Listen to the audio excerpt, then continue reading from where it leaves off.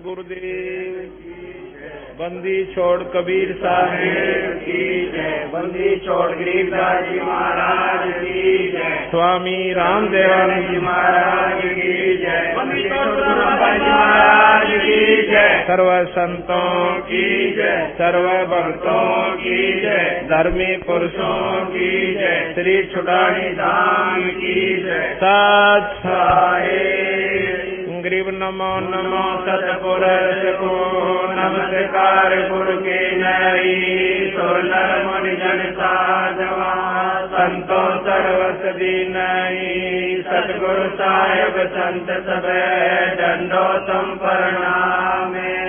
आगे पीछे मध्य हुए तिन पूजा कुर्बान निराकार निर्विषम काल जाल पे मंजन निर्ले पमन जनेर गुणाम अपरानुगे सोन्न गुणाम सोहम चोटि समापतम सकल समाना नीरतले उजल हिरंबर हरदमाम जे परवाय था है वार पार नहीं मद तुम ग्रीव जो तुमरे सिद्ध होई गणनायक गणताना करो अनुग्रह सोई पारस पद परमाना आदि गणेश मनाओ गणनायक देवन देवा चरण कमल ल्योलाओ आदि अंत कर सेवा ब्रह्म शक्ति संगीत मृद सिद्धाता सोई अवगत गुण अतीत सत पुरुष निर्मोही जगदम्बा जगदीश मंगल रूप मुरारी तन मन अर्पो सीता भक्त मुक्त भंडारी सुर नर मुनि जन जावे ब्रह्मा विष्णु महेशा शेष सहस्र मुख गावे पूजे आदि गणेशा इंद्र कुबेर सरिखा वरुण धर्म रह जावे समरथ जीवन जी का मनीषा फल पावे 33 कोटि अधारा जामे 88 उतरे बहुजल पारा कटे यम की फांसी 33 कोटि अधारा जामे 88 उतरे बहुजल पारा कटे यम की फांसी। हम विनती करते जी गुरु जी तेरे आगे साहेब तेरे आगे हम विनती करते जी गुरु जी तेरे आगे साहेब तेरे आगे साहेब मेरी विनती सुनो गरीब नवाज जल की बूंद महल रचा भला बनाया साज गुरु जी तेरे आगे साहब तेरे आगे हम विनती करते जी गुरु जी तेरे आगे साहब तेरे आगे साहब मेरी विनती सुनियो अर्ज आवाज नादर पे दर करे तो पुत्र पिता को लाज गुरु जी मेरे आगे साहेब तेरे आगे हम विनती करते जी गुरु जी तेरे आगे साहेब तेरे आगे साहेब मेरी विनती कर जोरों करता तन मन धन कुर्बान जा जो मोहे जितार गुरु जी तेरे आगे साहेब तेरे आगे हम विनती करते जी गुरु जी तेरे आगे साहेब तेरे आगे मालिक मीरा मेहरबान सुनियो अर्ज आवाज पंजारा को शेष पर दम नहीं होत चराच गुरु जी तेरे आगे साहेब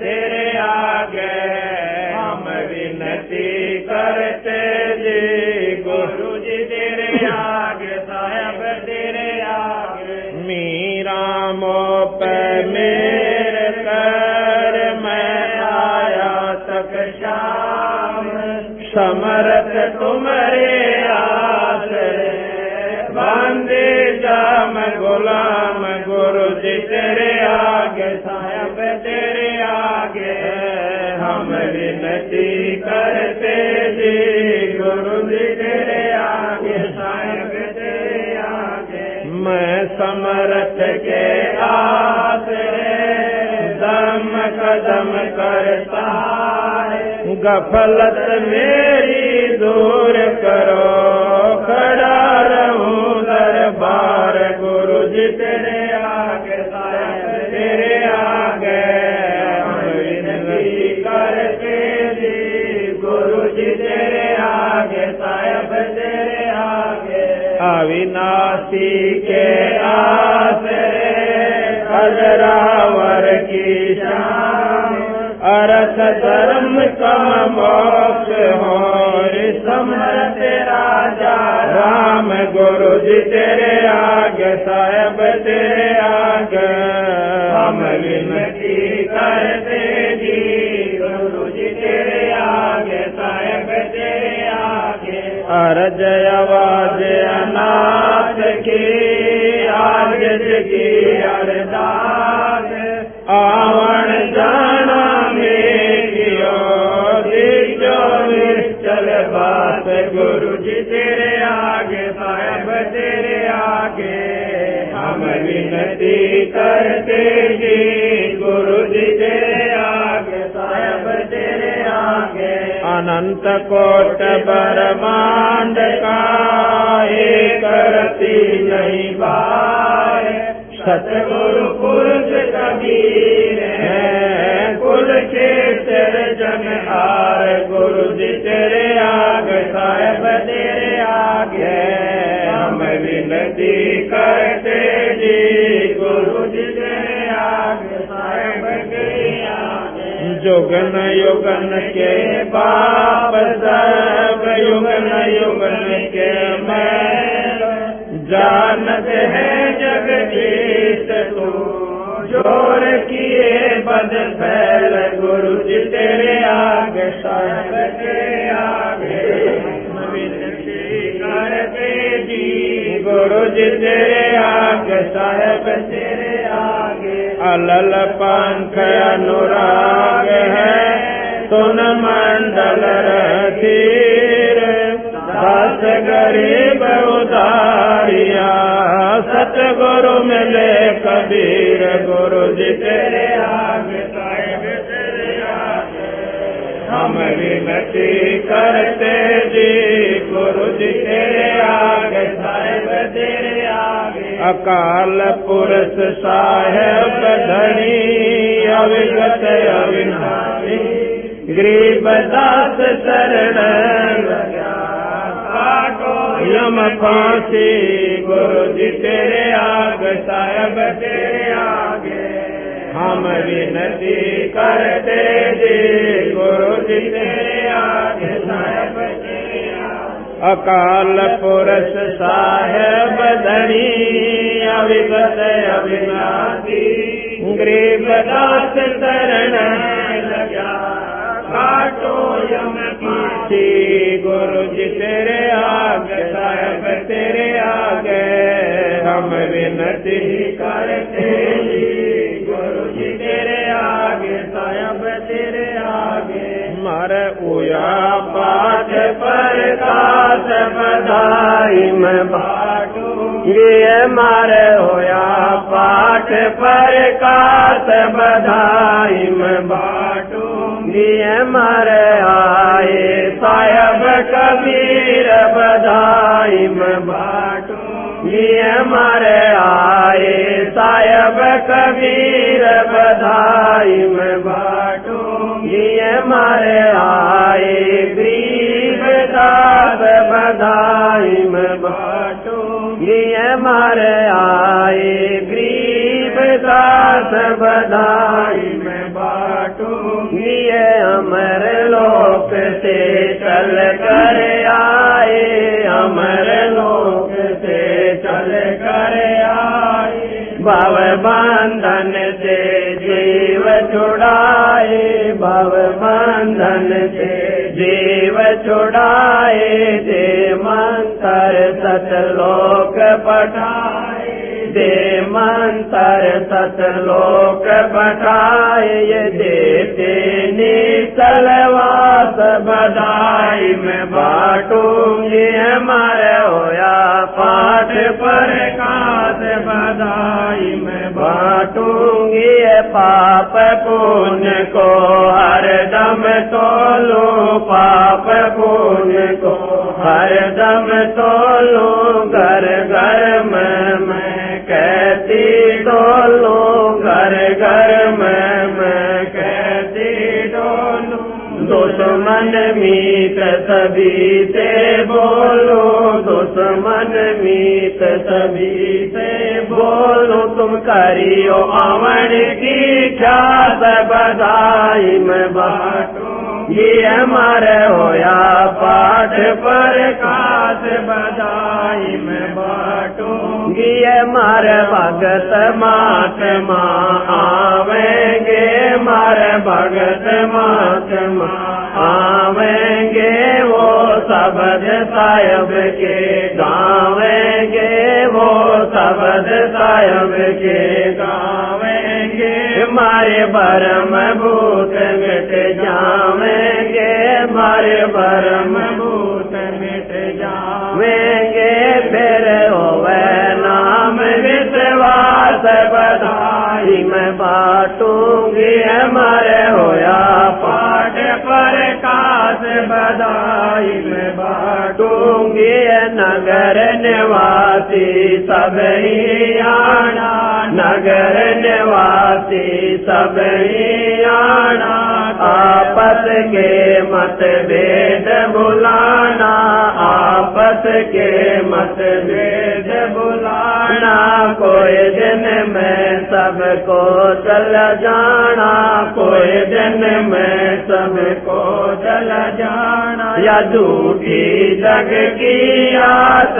बधाई मैं बाटूंगी, हमारे होया पाठ पर कास बधाई मैं बाटूंगी, ये दुख मेटे और सुख का दाता, दुख मेटे और सुख का दाता, पूर्ण ब्रह्म है आप विधाता, पूर्ण ब्रह्म है आप विधाता, जब चावे चोला दर आता, जब चावे चोला दर आता, होया सुल्तानी कथवास बधाई मैं बाटूंगी, हमारे होया पाठ पर कास बधाई मैं बाटूंगी, काशी में के शोभन आया, काशी में के शोभन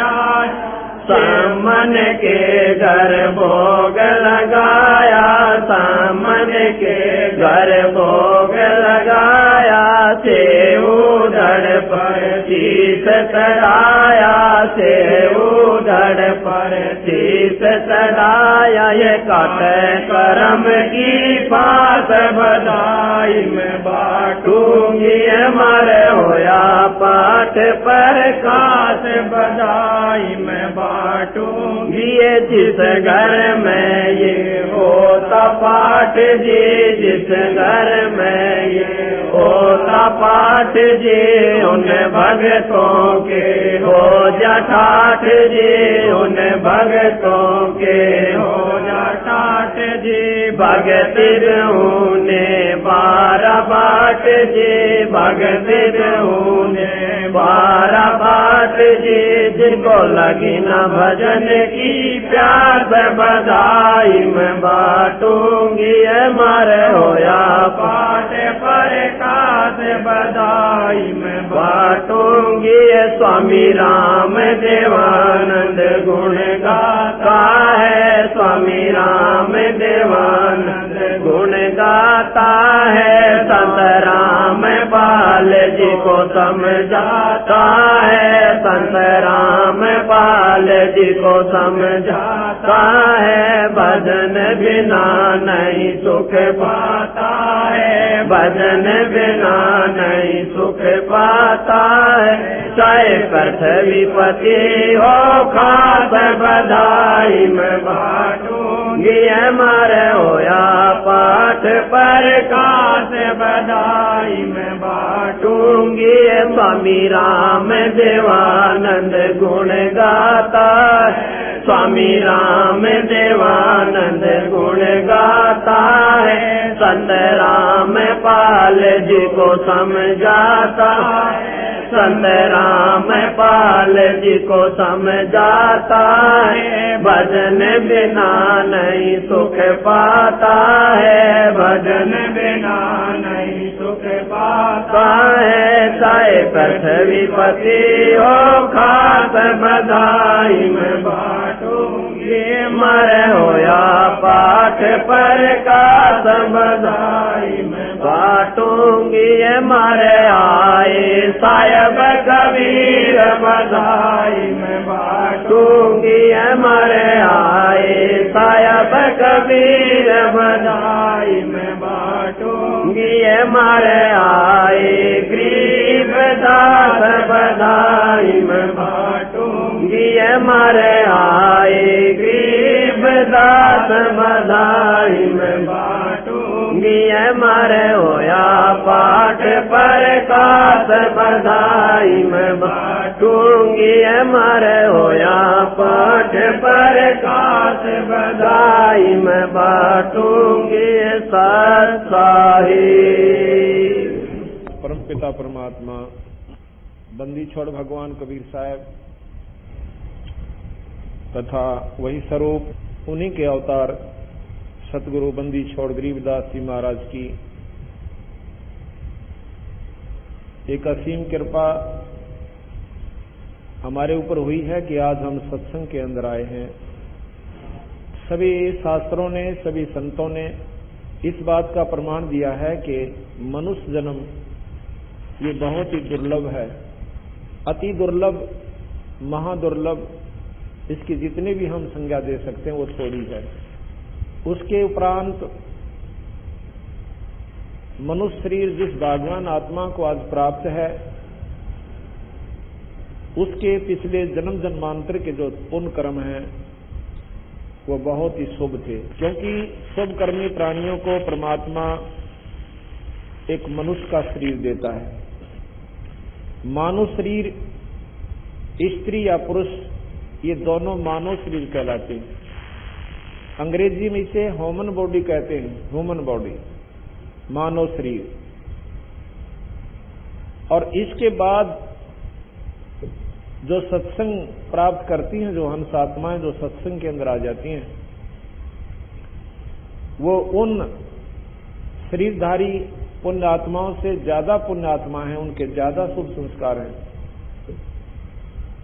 क्योंकि रामायण में भी लिखा है तुलसी साहब ने कि पुण्य पुंज बिन मिल ही न संता, पुण्यों के ढेर लागे बिना शुभ कर्मों की अधिकता ना हो जावे जिस प्राणी की, उसको संत समागम प्राप्त नहीं होता।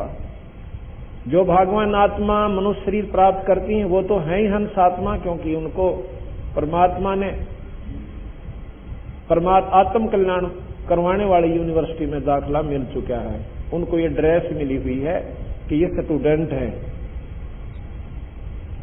और जो इस यूनिवर्सिटी में आकर, कॉलेज में आकर भी उस उद्देश्य को भूल चुके हैं कि हम आए थे किस काम के लिए और कर क्या रहे हैं, तो अज्ञान आत्माएं हैं, वो अपने इस अनमोल अवसर को बर्बाद कर रही है। इसके लिए संतों ने सत्संग के माध्यम से हमारे इस अज्ञान अंधेरे को हटाने के लिए बहुत जगह जगह पर डंडोरे पीटे हैं, जगह जगह पर आवाज लगाई है कि हे भोली आत्मा, ये मनुष्य शरीर का मिलना कोई बच्चों का खेल नहीं है, और इसके तू क्या लाभ उठा रहा है। माया जोड़न की होड़ लाली, बीड़ी शराब मांस तमाकू जो ना काम करने थे मनुष्य शरीर पाकर वो भी शुरू कर दिए। इस अंधेरे को सत्संग में हटाया जाता है। वो पुण्यात्मा जो सत्संग में आती है वो और ज्यादा शुभकर्मी होती है और सत्संग में सुनी हुई बातों को जो अपने जीवन में ढाल लेते हैं, सत्संग में सुनी हुई बातों को जो अपने जीवन में ढालकर उनका अनुसरण कर लेते हैं, बुराई छोड़ देते हैं, परमात्मा का आसरा कर लेते हैं, उन भागवान आत्माओं के शुभ कर्मों का वर्णन नहीं किया जा सकता और वो भी आज के इस गंदे कलयुग में। आज जितने भी हंसात्मा सत्संग के अंदर आई हैं ये शुभ कर्मी प्राणी हैं। इनको संत कहा है संतों ने, सतगुरु महाराज कबीर साहब ने। संत कौन होते हैं ये परिभाषा हम आपको आगे बताएंगे। परमात्मा को चाहने वाली आत्मा वो संत आत्मा होती है, उन्हें हंस आत्मा कहते हैं। आज बंदी छोड़ भगवान कबीर साहब पूर्ण परमात्मा पूर्ण ब्रह्म कबीर आज उन्होंने अपनी रजा बख्शी है कि रोहतक शहर के अंदर उस परम पिता परमात्मा की अमर कथा ये 5 दिन तक यहां पर चलेगी। गरीबदास महाराज जिनका ये ग्रंथ साहब हम आपको खोल कर सुनावेंगे और साथ में उन्हीं के सतगुरुदेव उन्हीं की वही शक्ति की वाणी जो कबीर साहब है उनका भी साथ में इनकी तालमेल हम आपस को तुलना करके आपको समझाएंगे। मनुष्य जन्म के क्या कर्तव्य हैं, मनुष्य जीवन में हमने क्या काम करने चाहिए थे और क्या हमने नहीं करने चाहिए थे, वो जानकारी आपको इन 5 दिन के अंदर बिल्कुल विस्तृत रूप से दी जाएगी। जो पुण्यात्मा लगातार 5 दिन का सत्संग सुन लेगी उसको किसी प्रकार का संशय नहीं रहेगा भक्ति के मार्ग में, और फिर विचार करने पर बाध्य होगी वो हंसात्मा कि ये मनुष्य परमात्मा ने ये डले ढूंढता ही नहीं दिया था। हम क्या करते हैं, बच्चे हो गए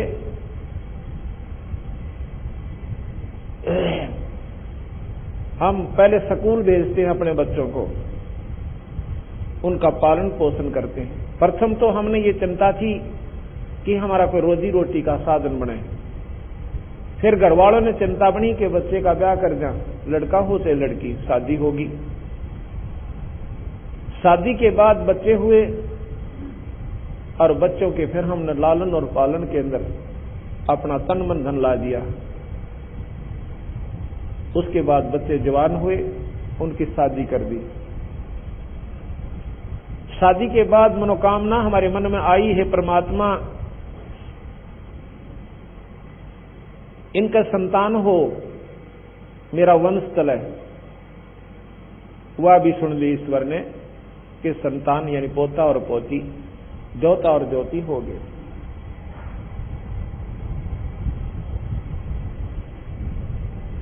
अब हमारा शरीर वृद्ध हो गया,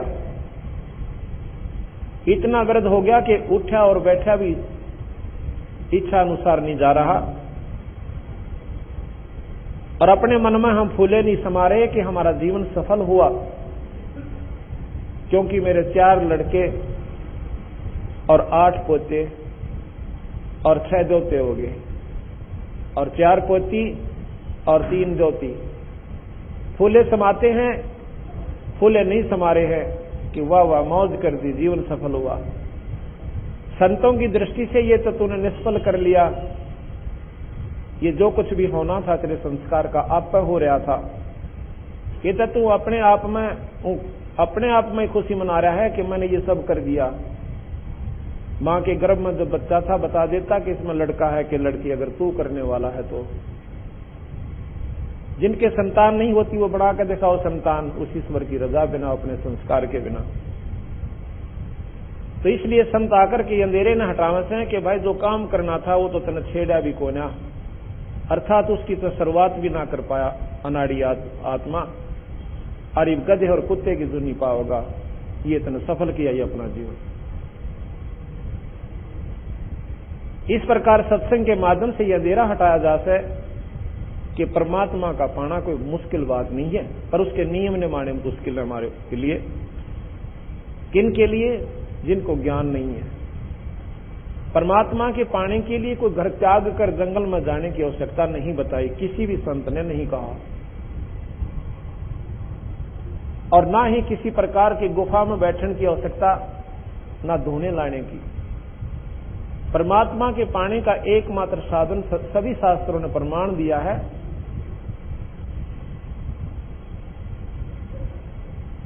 रामायण के अंदर हम बहुत घनी कथाएं भी सुनते हैं, और परमात्मा को पाने की हमारे अंदर उमंग भी बढ़ती है, और उसमें सारी रामायण का एक ही सार है। रामायण की सारी कथा को सुनकर आत्मा में कुछ जानकारी होती है। कथा के सुनने से मुक्ति, आत्म कल्याण नहीं होता। कथा के सुनने से जानकारी होती है कि भाई रावण जैसे कर्म हमने नहीं करने चाहिए। अगर हमने सद्भावना अपने भाई के प्रति हो तो विवेक्षण जैसी होनी चाहिए। और यदि हम परमात्मा से जायदाद और संतान ही मांग रहे हैं, यह भी हमारी महा कमजोरी है। कबीर साहब कहते हैं, क्या मांगू कुछ थिर ना रहाई, और देखत नैन चला जग जाई, 1 लाख पूत 1.25 लाख नाती, अज उस रावण घर दीवान बाती। कहते हैं ये के मांगू, रावण जैसे ठाठ तो मेरे लाख जन्म में भी नहीं हो सकते, अगर मैं परमात्मा से मांगना भी शुरू कर दूं तो। 1 लाख पुत्र और 1.25 लाख रिश्तेदार, 1 लाख पूत 1.25 लाख नाती, अन्यों फिर उसका कोई दीपक लावणिया भी ना बचा, सर्वनाश को प्राप्त हुआ। एक परम पिता परमात्मा के नाम बिना ये जीव इतना लुट जाएगा आखिर में, और फिर पश्चाताप पड़ेगा। ये हमने जानकारी हुई तो फिर परमात्मा के पाने की रुचि उत्पन्न होती है।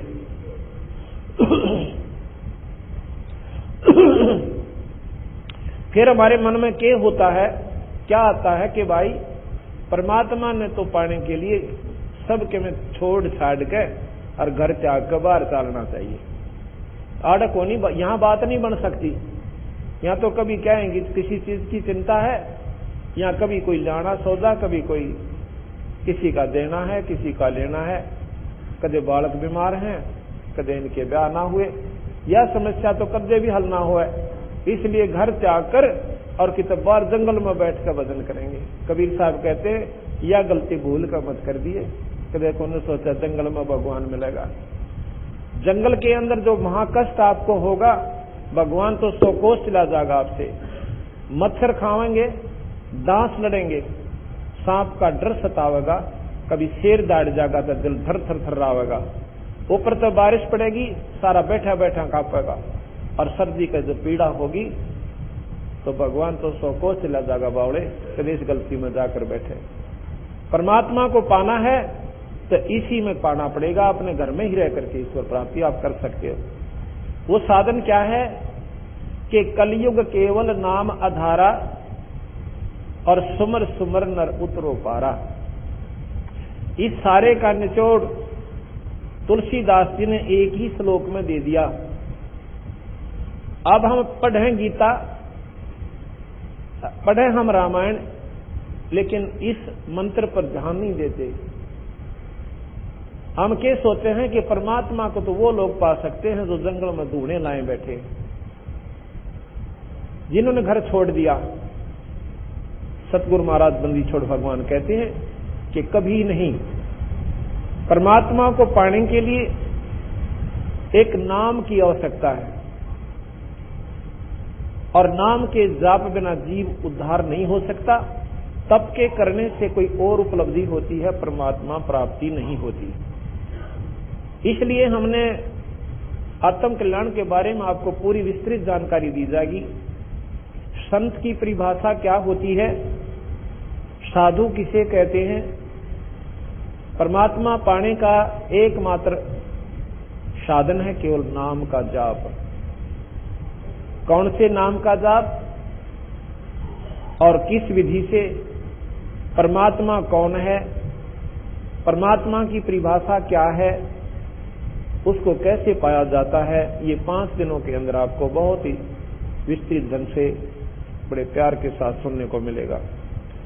इन 5 दिन के सत्संग में जो प्राणी लगातार सुन लेगा वो बाध्य हो जाएगा कि परमात्मा, आज तक हमने ये बात कभी सपने में भी नहीं सुनी थी। रामायण सुनी, महाभारत सुनी, गीता जी का पाठ खूब किया और सुना,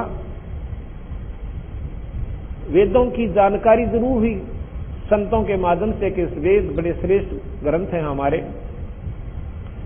पुराण सुने, पुराणों के अंदर परमात्माओं की महिमा की जानकारी हुई।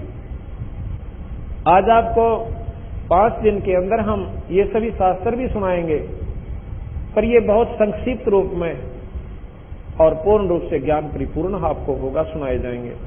इनसे आगे की जो कथा है, क्योंकि आज तक हमने स्वर्ग सुना था, जितने भी ग्रंथ, जितने भी पुराण, शास्त्र, संत हमारी जो संपर्क में आए थे, हमने स्वर्ग से ऊपर कोई शब्द नहीं सुना था। अब आपको पता चलेगा कि स्वर्ग तो सबसे बड़ा धोखा इस जीव के साथ है, और इससे ऊपर एक सत्यलोक है। उस सत्यलोक का जब मार्ग हमें पूर्ण संत से मिलेगा तो हमारा पूर्ण छुटकारा यहां से होगा। सृष्टि कैसे रची गई, इसकी आवश्यकता क्यों पड़ी? यहां पर कोई भी प्राणी सुखी नहीं, दुख का पहाड़ जीव के ऊपर हरदम टूटा रहता है। आज जो प्राणी सुखी नजर आवत है और कल ना जाने के बिजली पड़ जा, कोई एक्सीडेंट में परिवार का सदस्य चला गया, कोई बीमारी के कारण मर गया, किसी की टांग कट गई। इस प्रकार हमारे 1 सेकंड के अंदर ना बेरा के कहानी यहां पर बीत जावे, और हम फिर भी ना सोचते कि हम आए कि किस कारण थे यहां पे।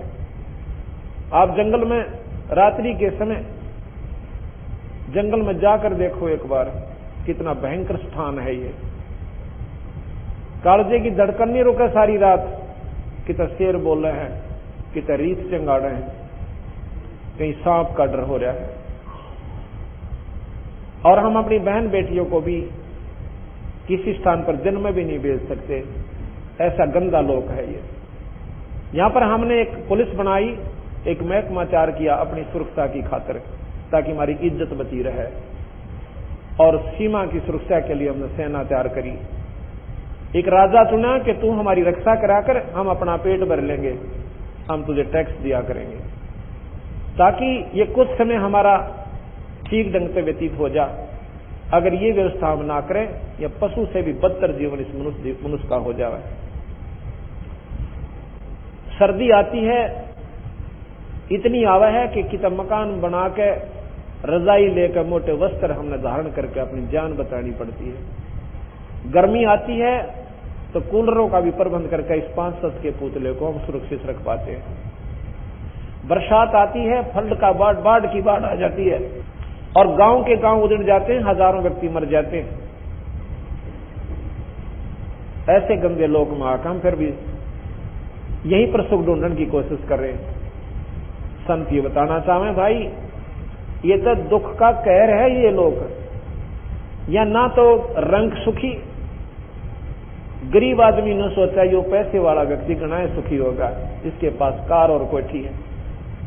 आज जिसके पास कार और कोठी हो, उनसे एक बार मिलकर देखियो जाके, उनके दुख सुनकर अपने को भी रोना आ जाएगा, इतना घर उसके घर में कहर पावेगा।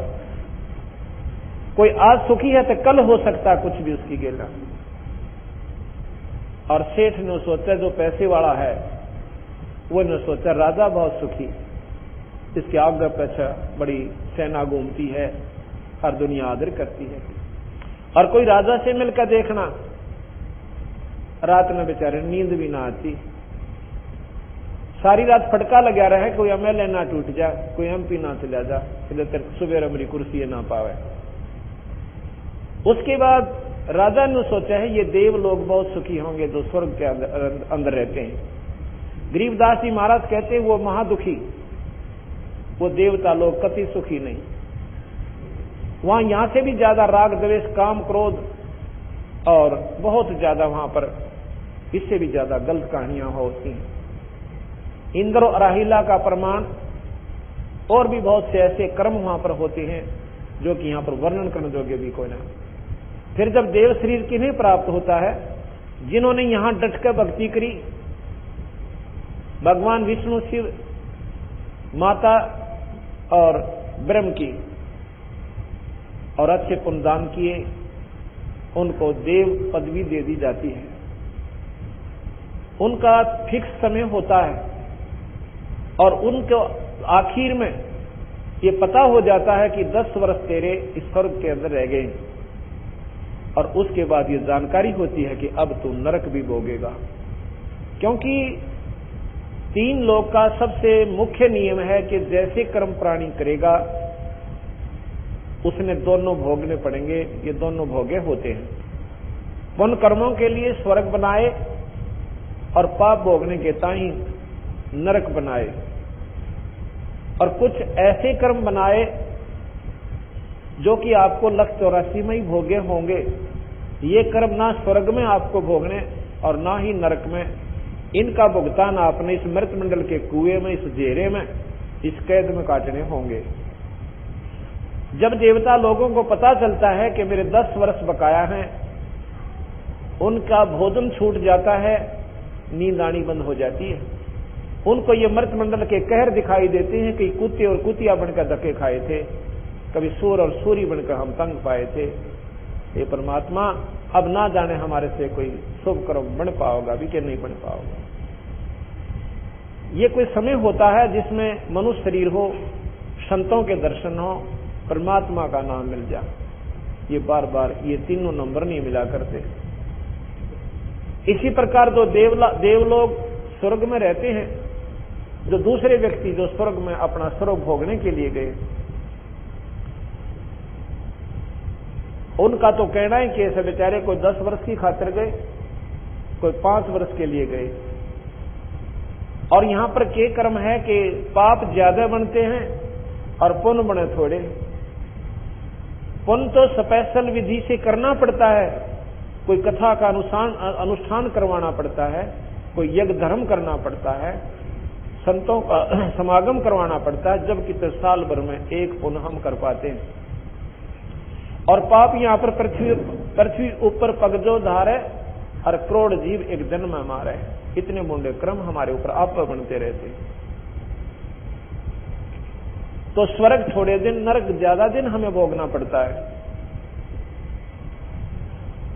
अब वो स्वर्ग के देव क्या समझते हैं कि देवराज इंद्र को बहुत सुख है, और जो स्वर्ग के अंदर प्राणी हमारी तरह जैसे हम प्रजा हैं, वो ये सोचते हैं कि भी देवता गणे सुखी। और देवता कहते हैं कि देवराज इंद्र यानी स्वर्ग का राजा बहुत सुखी है। और स्वर्ग के राजा की बिरान माटी दुर्गति कबीर साहब ने गरीबदास जी ने बताई कि के बनता है उनके संग में आखिर में। एक समय बताते हैं मार्कंडे ऋषि तप कर रहा था और काफी वर्षों तक साधना कर रहा है। इंद्र को 2 चीज अच्छी नहीं लगती, एक तो कोई यज्ञ ना कर ले और दूसरी कोई तप ना कर ले, कहीं तेरी गद्दी ना चली जा।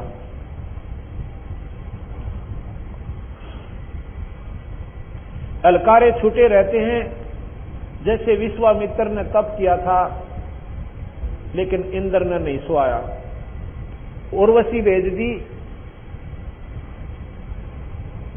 और उर्वशी ने जाकर उसके तप को खंड करके शादी कर ली। शादी करके एक लड़की होने के बाद विश्वामित्र के गोड्डा में वह लड़की छोड़कर चली जाती है। विश्वामित्र के तप को उसने खंड कर दिया, क्योंकि इंद्र ने यह बात कतई नहीं अच्छी लगती कोई तेरे राज को प्राप्त ना कर ले। मार्कंडेय ऋषि ने जब घोर तप किया, जाप कर रहा था, इंद्र ने सोचा कि ये ऋषि तो तेरी गद्दी को अवश्य प्राप्त कर लेगा। उसने अपनी इंद्राणी भेज दी कि ये ऋषि किसी और के बस का नहीं है, तुम जाकर के इसका काम बिगाड़ सकती है। कहते हैं उर्वशी आई, चारों तरफ बड़ी सुगंध छोड़ दी, बड़ी अच्छा ऋतु बना दिया और स्वयं मार्कंडेय ऋषि के सामने नाचने लगी। ऋषि की आंखें खुली हैं और देख रहा है। उर्वशी खूब नाच नाची, सैकड़ों प्रकार के उसने अपने सारे बाजे बजा लिए और बढ़िया गाने तो गाने एक से एक बढ़िया सुना लिए, पर मार्कंडेय ऋषि टस से मस नहीं हुए। गरीबदास जी महाराज ने लिखा है कि आखिर में वो कति नगन हो जाती है। तब मार्कंडेय ऋषि कहता है, बेटी ए बहन यहाँ के काम आई थी। इतनी बात को सुनकर उसी शर्मांदी हो जाए, वस्त्र पाकर कहती है, भगवान हे ऋषि जी, इस बनखंड के ऋषि तो मेरे स्वरूप को देख कर ही पागल हो लिए थे, और तुम ना जाने कहाँ रहती है तुम्हारी समाधि, तुम क्या समाधि क्या चीज है ये बताएंगे आपको आने वाले समय में। समाधि एक ऐसी स्थिति आ जाती है, ये प्राणी यहाँ से बहुत दूर पहुंच जाती है इसकी सुरती, और वहां पर कोई चीज देख रहा होता है, तो क्या पूछती है कि आपकी समाधि कहाँ थी जो आपने मेरे इतने सुंदर गाने और नाच भी पसंद नहीं आए। मार्कंडेय ऋषि बोला कि तू कौन है, कहां से आई है उर्वशी? तो वो कहती है कि मैं इंद्रलोक से आई हूं, और आप ना जाने आपकी समाधि कहां थी जो कि आप मेरे इस सारे खेल को नहीं, इसमें से डिस्टर्ब नहीं हुए, यानी इससे आपका मन भंग नहीं हुआ। तो वो कहने लगे कि आप एक काम करो, मार्कंडेय ऋषि से वो ऋषि कहती है, क्या कि आप मेरे साथ इंद्रलोक में चलो। क्या की खातिर कि नहीं तो न्यों कहेंगे या मल अखाड़ा हाराई और मेरी हंसी करेंगे वो लोग। तो वो कहने लगे कि ये इंद्र मरेगा जब तुम क्या करेगी? कि ऐसे ऐसे मैं 14 इंद्र वरूंगी, मेरी इतनी आयु है उस इंद्राणी की कि 14 इंद्र मैं भोग के और तब मैं मरूंगी, और जितने इंद्र मरेंगे वो गधे बनेंगे और मैं मृत मंडल में फिर गधी की जीऊंगी। ये स्वर्ग की उपलब्धि गरीबदास महाराज बताते हैं। स्वर्ग का राजा इंद्र इस मृत मंडल में वहां अपने पुण्यों के प्रभाव से स्वर्ग का राज्य भोग के, और यहां इस मृत मंडल में गधे की जूनी पाता है। और जो उर्वशी जो 14 इंद्रों की आयु तक उनकी पत्नी बनी रहेगी, वो आखिर में स्वयं स्वीकार करती है कि मैं मृत मंडल में गधी की जीऊंगी। तो फिर मार्कंडेय ऋषि कहता है कि मेरे को तू वहां किस लिए ले जावा थी? कि अपनी इज्जत रखन ताई। गरीबदास जी महाराज कहते हैं, मार्कंडेय ऋषि बोला फिर गधियां की इज्जत किसी, जब 14 तेरे खसम वही हो जाएंगे फिर इज्जत की तरह बात क्या की रहेगी। उर्वशी शर्मिंदा होकर चली जाती है, इंद्र आ जाता है। इंद्र कहता है, बंदनिवाज, इंद्र की गद्दी को प्राप्त करो, हम हार गए तुम जीत गए। मार्कंडेय ऋषि कहता, रे इंद्र तू क्या कहे? इंद्र का राज हमारे लिए काग की बीट है, ये हमने ना चाहिए, तुझे बनी रहे। उर्वशी को महाराज ने बताया था, मार्कंडेय ने, जब उसने पूछा था कि आपकी समाधि कहाँ रहती है, कहने लगा कि मेरी समाधि वहां रहती है ब्रह्मलोक में, जहां पर तेरे जैसी तो उन नाचने और गाने वाली अप्सराओं के पैर धोती हैं और मत न देख कर क्या रीजू। तात्पर्य उनका ये था कहने का कि जो वहां पर सुख है उस ब्रह्म दरबार के अंदर है, या तो स्वर्ग में भी कोना। इस प्रकार इंद्र से कहा मार्कंडेय ने, इंद्र छोड़ दे इस उलझेड़े ने, कुछ ना दरा इस राज में, ये 2 दिन का सुख से भाई फिर पशु दुनिया में जाएगा। अरे ला तेरे को रास्ता बता देता हूं, और ब्रह्मलोक में तू वहां की साधना कर ले, त्याग इस कच्चे सांग ने। अब जिसने थोड़ा सा भी यहां सुख है वो उसने त्यागण में कति राजी नहीं है। इंद्र क्या कहता कि महाराज जी ये तो मौज मारन दो, फिर देखांगे कदे। फिर टट्टू देखा जब गदा अपने पासे के देखेगा। देखना तब है जब शुभ अवसर मिल रहा, संत मार्ग दर्शन करने लग रहे। हम तो पृथ्वी के राज को ही बहुत कुछ मानते हैं, और संतों ने स्वर्ग के राज को भी काग की बीट कहा। गरीबदास जी महाराज कहते हैं इंद्र दा राज काग दा बेष्टा, ये जो काग की बीट के समान है। जिन संत ने उस परम पिता परमात्मा सतपुरुष के मार्ग का पूर्ण ज्ञान हो गया। स्वर्ग क्या चीज है? कबीर साहब गरीबदास जी हमें बताते हैं कि जिस प्रकार इस गर्म क्षेत्र में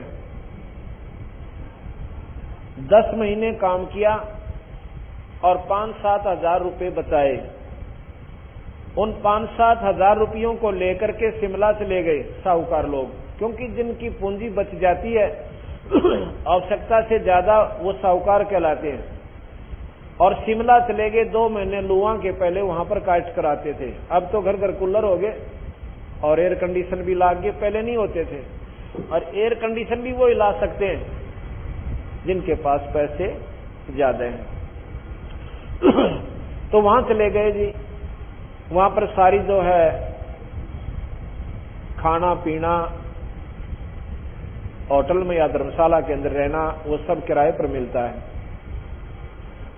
उस 10-5 हजार की पूंजी ने वहां समाप्त करके मुंह लटका के वापस अपने कर्म क्षेत्र में ये प्राणी फिर आ जाता है। और फिर 10 महीने फिर मेहनत करो, लाल पीले हाड करो, और 5,000 रुपये कमा के फिर 2 महीने फिर मौज मारे हो। तो गरीबदास महाराज कहते हैं ये रहट का कुआ लोई, या गलबंजा है सब कोई, ये कीड़ी कुंदर और अवतारा, इस हर डोर बंधे कई बारा। ये तो क्या मैंने स्वर्ग होया भाई। अब 10 महीने तो यहां लाल पीड़ा होना और 2 महीने अपनी मौज मारे। जैसे बड़े रेस्टोरेंट में आप चले जाइए, 5-7-10 हजार रुपये ले जाइए और 2 दिन में आपका झाड़ का पल्ला उल्टा आ जाइए, जो मांगोगे वो मिलेगा। तो वो होटल है उन साहूकारों के लिए जिन्होंने यहां पर पुण्य कमा लिए। वह जाते ही सब स्वर्गवासी प्राणियों के पुण्य जमा करा लिए जाते हैं। वो सारी पूंजी वहां पर उनके बैंक में जमा हो जाती है इंद्र के लोग, इंद्र के पास। और फिर कहते हैं ये कल्पवृक्ष, ये कामधेनु, जो चाहिए सो खाओ पियो और मौज मारो। इधर ये नाचने गाने वालों अप्सराओं का वो बना हुआ है स्थान, यहां जाओ, वहां टिकट कटवाओ अपनी, जाओ, आपकी ऑटोमेटिक टिकट वहां पर आपकी पूंजी से क्षीण होती रहेगी। कल्पवृक्ष ऐसा पेड़ है कि जिसके नीचे बैठकर ये प्राणी जो भी कल्पना मन में करता है वही उसको उपलब्ध हो जाती है। कामधेनु ऐसी गाय है जो उसे मांगता है उसे तुरंत मिल जाता है, खाने का पीने का कितना अच्छा मोहन भोजन हो। लेकिन बंदी छोड़ महाराज कबीर साहब कहते हैं भाई पूंजी या गांठ तेरी कटन लाग रही से, कहते कौन सोचा अकूब स्वर्ग में वैसे मुफ्त में मौज मिल गई। और जब वो पूंजी समाप्त हो जाएगी, अल्टीमेटम आ जाएगा कि तेरा 5 साल की या 10 वर्ष की बाकी रह रही है स्वर्ग के अंदर उपलब्धि, यह आपका जो स्थायी स्थान है 5 वर्ष या 6 वर्ष का बकाया है। फिर इसकी गी बंद है, अको कट्या रोग भाई, ये फिर उस बाड़े में जाना मर्त मंडल के में, और ना बेरा वहां कर्म बने, शुभ या ना बने। उसके दौरान एक और उनको बता होता है कि इसके बाद भाई नरक में भी जाना पड़ेगा, क्योंकि पुण्य थोड़े बनते हैं, पाप घने बनते हैं, ये दोनों भोगने पड़ते हैं। जैसे हम तीर्थ पर जाते हैं, क्यों जाते हैं? कोई स्वार्थ लेकर, कोई तो अपने घर में सुख चाहने के लिए, कोई पुत्र प्राप्ति के लिए, या अन्य कोई साधना मन में संकल्प करके जाते हैं, या कोई बिल्कुल ही अच्छे साधक हैं वो आत्म कल्याण के लिए, है तो स्वार्थी। जब हम यहां से चले, मान लो हम गया जी जाते हैं यहां से हजारों किलोमीटर दूर हम पैदल जाएं, बस से जाएं या अपनी गाड़ी ले जाएं, हम चले अपने स्वार्थ के ताई, और वो जीव जंतु कीड़े और मकोड़े चींटी वो अपने बच्चों की खातिर भोजन लेने के लिए अपने घर से निकले, और हमने उनको बड़े अच्छे प्रेम के साथ या तो पैरों तले मार दिया या गाड़ी के पहिया तले कुचल दिया, और अपने स्वार्थ की खातिर हम जा रहे हैं। तो यहां पर दोनों कर्म लगते हैं इस प्राणी को, पुण्य और पाप। जैसे जमींदार खेत में फसल तैयार करता है, फसल तैयार करने के लिए सारा वर्ष लाल पीला बन जाता है, वो पहले उसकी गुड़ाई करता है, घास झाड़ झंखाड़ पैदा हो जाते हैं, और वही फिर उसको समय आने पर बीजता है। बीजने के बाद खाद और पानी की पूरी व्यवस्था उसने करनी पड़ती है। पौ के महीने में, जनवरी के महीने में, और खेत में पानी का वार हो जाता है, नंबर आ जाता है, रात्रि का समय हो और जनवरी का महीना हो, वो जमींदार अपनी फसल की तैयार करने के लिए, पानी देने के लिए उस जमीन में रात को भी जाता है। उस समय हमारे को मकान के अंदर रजाई का प्रयोग करना पड़ता है और हीटर की भी आवश्यकता पड़ जाती है। उस समय वो जमींदार अपने गोड्या ताई धोती संगवा कर और पो के महीने में और रात के समय में और गोड्डे पानी में जाकर खड़ा हो जाता है, और जब जाकर के किते उसको फसल प्राप्त होती है, इतनी मेहनत करके और इतना पैसा पहले लगा के जब उसको वो फसल उपलब्ध होती है, और अगर वो उस खेत में बोआबाई ना करे तो उसमें झाड़ जंखाड़ा पौ गयाओंगे, वह खेत दिखाई भी कोई ना दे। इसी प्रकार पुण्य करने के लिए हमने 2 पैसे धर्म पर लगाने पड़ेंगे, संतों से प्रार्थना करनी पड़ेगी, हमारे घर पर दर्शन देना भगवान, उनकी सेवा करनी पड़ेगी, फिर धर्म के ऊपर पैसा लगाना पड़ेगा, जब जाके आपका पुण्य बना और पाप बन गया आप पर। इसी प्रकार आप तीर्थ को चले पुण्य कमाने के ताई। मान लीजिए आपने तीर्थ का एक फल मिला और उसके दुष्परिणाम आपको 1000 हो गए, दोनों भोगे होंगे। कोई न सोचे कि कर्म कट जाएंगे, कभी नहीं। भगवान राम ने बाली को मारा था त्रेता युग में, और द्वापर युग में वही भगवान विष्णु कृष्ण बनकर आए और उस बाली के मारे हुए का बदला द्वापर युग में देना पड़ा। क्यों मारा? अपने स्वार्थवश बाली को मारा था, क्योंकि सुग्रीव से उन्हें सहायता लेनी थी। तो ऐसे किए हुए पाप जब भगवान ना भोगने पड़े तो आम जीव कैसे बच सकता है? कोई बहका रहा हो कि ये मंत्र जाप कर ले, इससे ये पाप कट जाएंगे। जब जिस भगवान का हम मंत्र जाप करें उस भगवान ने स्वयं भोगना पड़ा, या गलती मत करना महाराज कहते हैं कबीर साहब। इस प्रकार इन बातों से हमें जानकारी होगी कि भाई ये स्वर्ग भी फेल, और कर्म कटे बिना जीव का छुटकारा होना, और कर्म यहां कट नहीं सकते। कैसे नहीं कर सकते? हम किसका जाप करते हैं? भगवान विष्णु या शिव का। ओम मंत्र जाप करते हैं भगवान निरंजन का। इन मंत्रों से कर्म नहीं कटे, आपके शुभ कर्म बढ़ जाओगे और पाप न्यो के न्यो रहेंगे, आपने दोनों भोगने पड़ेंगे। ऐसा महाराज ने बताया है।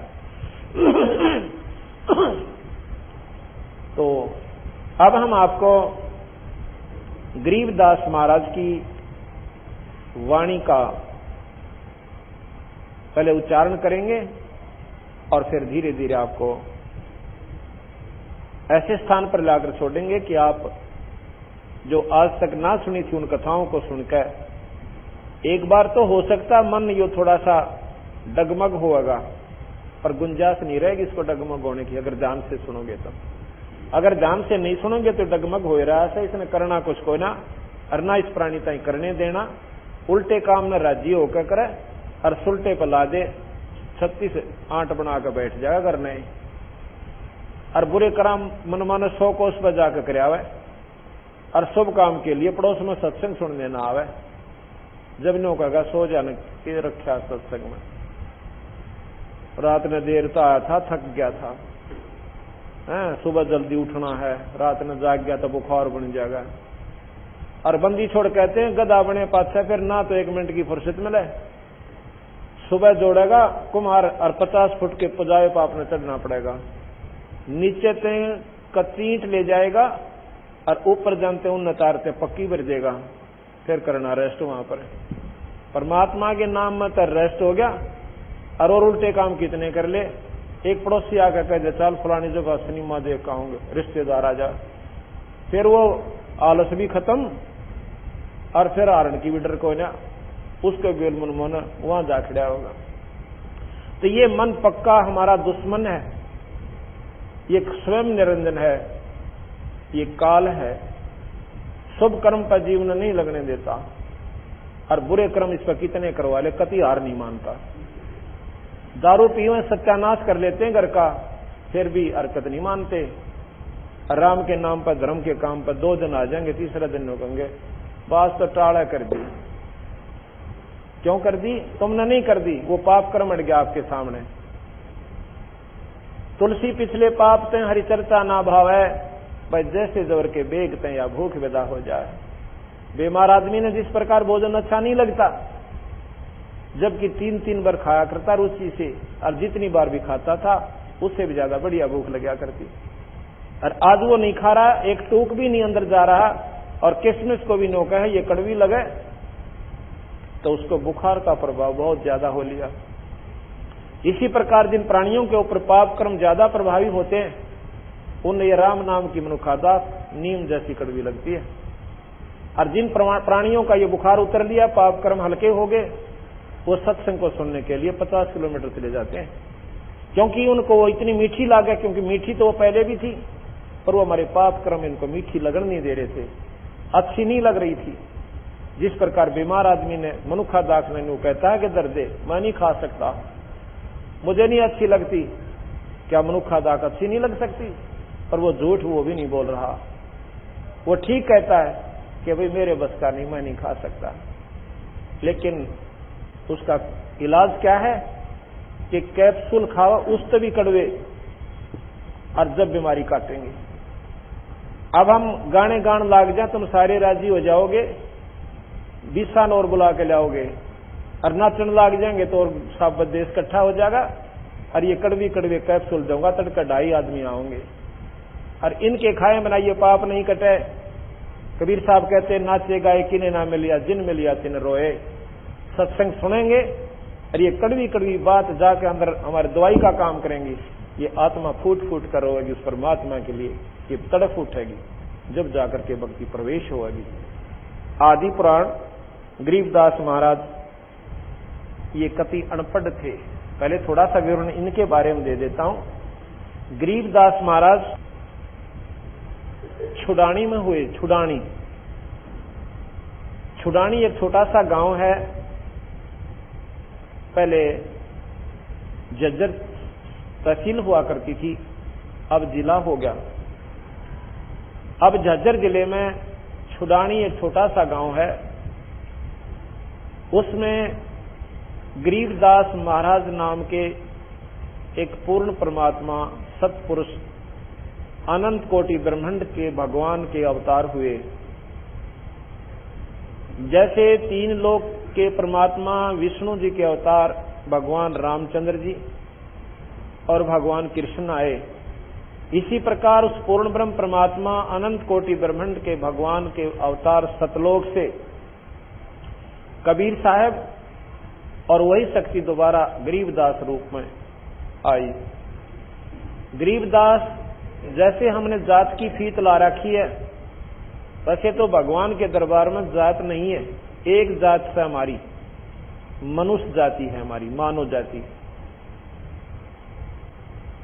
लेकिन ये समाज अपनी फीत लगाए बैठा है, तो उस फीत के अनुसार वो जाट जाति में थे। उनके पिताजी करौथा गांव के रहने वाले थे। ये यहां से सारा 13 किलोमीटर की दूरी पे गांव करौथा पड़ता है। 12 किलोमीटर दूरी पर। बलराम जी धनखड़ नाम के एक जाट, वो ब्याह रखे थे छुडानी में। उनके ससुर के यहां जमीन बहुत ज्यादा थी, 2,500 बीघा, वो बड़े बीघे जो कि 3.25 बीघा का होता है जमीन थी। और उनके कोई संतान नहीं थी। शिवलाल जी थे छुडानी के, जो बलराम जी के ससुर और गरीबदास जी के नाना जी। गरीबदास जी महाराज का कोई मामा नहीं था। उनकी माता का नाम श्रीमती रानी देवी था, रानी का कोई भाई नहीं था। तो शिवलाल जी ने अपने जमाई बलराम जी को घर पर रहने की प्रार्थना की। उन्होंने बहुत मना किया, अगर नहीं, पहले इस बात को बहुत बुरा माना करते थे कि जमाई ससुराल में रहे, बहुत ही बुरा मानते थे, कतई नहीं रहा करते थे। लेकिन ज्यादा आग्रह करने से उसकी सास भी रोने लगी, बेटा हमारा और कौन रह गया, एक तो लड़की और फिर मारा यहाँ पर, इसने संभाला कौनगा। तो घर वालों ने भी, क्रोखे वालों ने भी, उनके माता पिता ने, बलराम जी के ने, भाइयों ने कहा कि भाई ठीक बात है कि कोई बुरी बात नहीं है, और संभाल ले, वो भी अपना ही घर है। जब संपर्क हो गया, रिश्तेदार कोई दूसरे थोड़े होते हैं। ऐसा उनका ज्यादा आग्रह करने से बलराम जी वहां रहने लगे तो इतने सरमाया करते थे कि खेत में रहते घर मानते को ना। कहते हैं वहां 12 वर्ष जब उनको रहते को हो गए, जब गरीबदास महाराज की उत्पत्ति हुई। 12 वर्ष के बाद वहां गरीबदास जी जब बाद उत्पन्न हुए, तो गरीबदास महाराज सन 1717 में विक्रमी संवत 1774 में बैसाख उतरते की पूर्णिमा के दिन वो परम पिता परमात्मा का अवतार हुआ। गरीबदास जी महाराज जब 10 वर्ष के थे और पाली जाते थे, पहले पढ़ाई नहीं थी, कतई अनपढ़ थे, और उनके नाना जी गऊ बहुत रखा करते थे। उन गऊओं का वो गरीबदास, उनका नाम गरीबूदर रखा था। क्यों? बूढ़ा सा नाम ढूंढा करते नदी की औलाद का, कदे बढ़िया नाम दर्जन उम्र ना जावे, तो उसका नाम गरीबूदर दिया। गरीब यानी कोई अभिमान का नाम ना हो, जिससे बच्चा हमारे हाथ में ना रहे, भगवान नाराज हो जाए, ऐसी हमारी धारणा होती थी। इतनी धार्मिकता थी हमारे अंदर। गरीब नाम दर दिया, गरीबू कहने लग गए। 150 के करीब गायें तो अपनी थी, और भी गांव के 5-4 पाली इकट्ठा गांव का गाय का समूह करके, और उन्हीं की जमीन में चराया करते थे। चरागा बना रखे थे बहुत लंबे चौड़े। जमीन बहुत कम बुआई होती थी, क्योंकि बारिश होगी तब बोलिया ना कोई जमीन नहीं हुआ,